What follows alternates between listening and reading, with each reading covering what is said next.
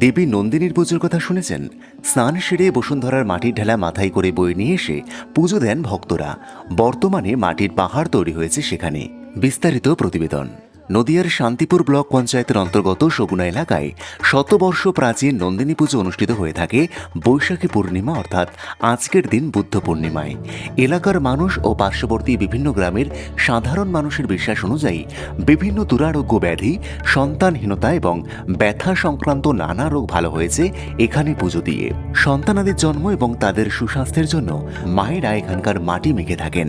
এলাকার প্রবীণরা জানান, চাষ করতে আসা ট্রলার ট্র্যাক্টর জমিতে পুঁতে গেলে তা উদ্ধার হয় এখানে পুজো দিলে। আর এই সকল কারণে শুধুমাত্র এই গ্রাম নয়, আশেপাশের বিভিন্ন গ্রাম সহ জেলার বিভিন্ন প্রান্ত থেকেও আজকের দিনে নন্দিনী দেবীর পুজোতে মাটি দিতে উপস্থিত হন ভক্তরা। শুধু হিন্দু ধর্মই নয়, পার্শ্ববর্তী মুসলমান সম্প্রদায়ের অনেকেই মানত করে মাটি দিয়ে থাকেন। তবে এলাকার প্রবীণরা আজও উদ্ধার করতে পারেনি প্রতি বছর এই দিনে প্রথম কে মাটি দেয়। যত ভোরে আসা যাক না কেন, যে প্রথমে পৌঁছয় তিনি গিয়ে দেখেন তার আগে কেউ একজন মাটি দিয়ে গেছে। একসময় পাশ দিয়ে যাওয়া গঙ্গায় পলি পড়েছে, তবে সে সময় জল থাকতো। সেখান থেকে স্নান করে এবং চাষের জমি থেকে মাথায় করে মাটি নিয়ে এসে পাহাড় সম চূড়ায় নিম গাছের গোড়ায় পুজো দিয়ে থাকেন পুণ্যার্থীরা।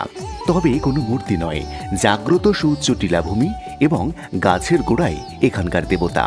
মনস্কামনা পূর্ণ হওয়া ভক্তরা খিচুড়ি এবং বিভিন্ন তরকারি ভোগের প্রসাদ হিসেবে আগত হাজার হাজার ভক্তবৃন্দকে বিতরণ করে থাকেন।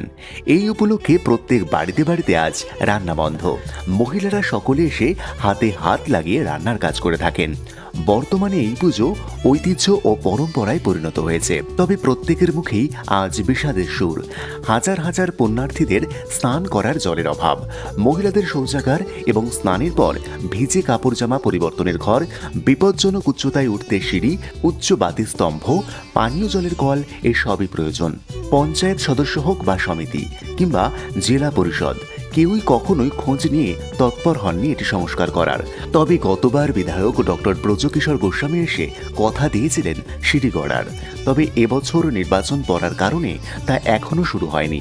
তবে আগামীতে তা হওয়ার সম্ভাবনা প্রবল। বাকি কাজগুলোর জন্য অন্যান্য জনপ্রতিনিধিদের প্রতীক্ষায় এলাকাবাসী।